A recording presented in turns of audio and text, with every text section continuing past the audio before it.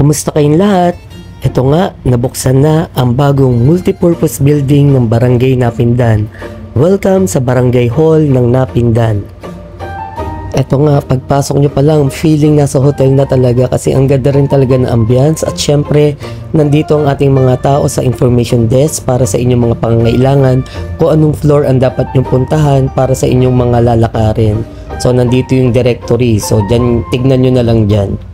At ito, syempre, yung ating elevator at nandun naman sa kabila yung hagdanan. So, punta tayo ngayon sa second floor kung nasaan yung mga offices po ng mga certificates, ng mga clearance at syempre yung opisina po ng ating Kapitan Jerome Michael San Pedro. Ang pagbubukas po ng bagong building na ito ay ang panimula pa rin po talaga ng bagong Napindan na panimula ng pagiging smart barangay tulad po na nasabi noon ni Cap Jerome. So gagawin na po talagang smart barangay ang Barangay Napindan. So nandito na po tayo sa second floor.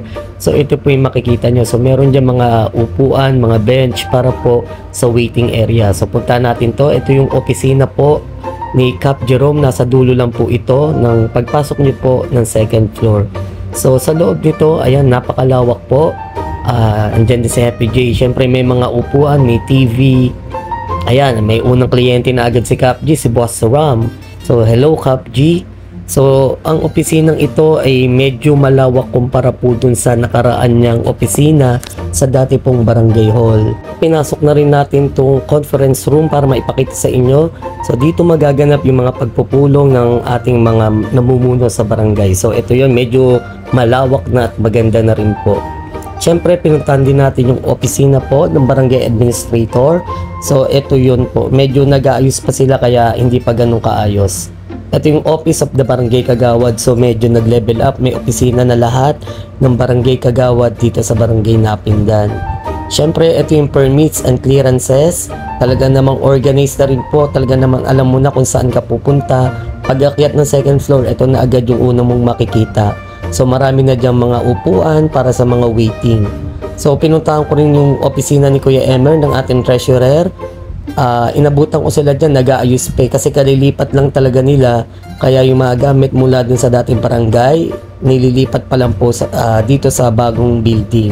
So nandyan si Kagawad EJ at syempre Kagawad Glenmore.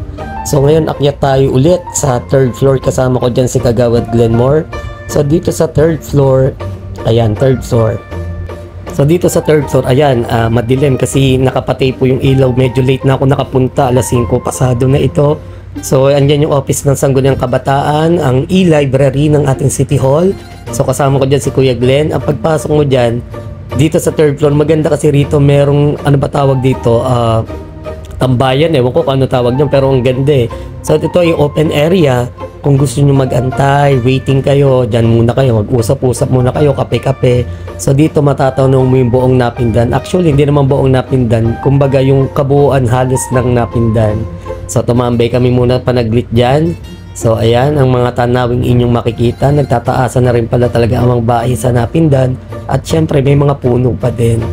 So dito din sa second floor, ay third floor ba to? O third floor yata. May pantry. Bawat building, bawat floor ng building may pantry.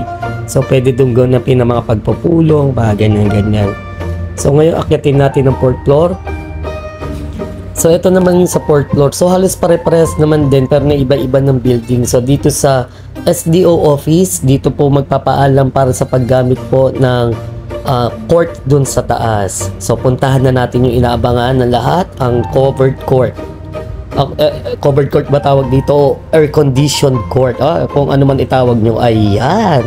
Talaga ng mga kabataan na hindi na halos mapagpawisan sa lamig. So ayan, to po ay naka-aircon po, fully air conditioned po ang ating court. At syempre yung sahig po niyan talaga naman dapat pag naglalaro hanggat maaari po naka-rubber shoes. So ito po yung kabuuan ng taas. Ito na po yung fifth floor. So yung fifth floor meron siyang may terrace ba tawag yun? Ewan ko kung ano yun, basta dyan. So dyan manonood yung mga cheerer nyo, yung mga muse nyo, mga tagapalakpak nyo. So dito na nagaganap ating mga ibang event na gaganapin para sa Barangay Napindan. So inakyat ko rin yung parang terrace dun sa taas, yung paglalagyan ng mga tagapalakpak ninyo pag naglalaro kayo ng basketball. So wala na yung elevator, so mano-mano mo na siyang lalakarin. Yung part na yun, medyo nagloko yata yung aking video. So ayan, so dyan kayo lahat. So kaya ko kayo pinatawag, ganyan, dyan sisigaw si Kapitan.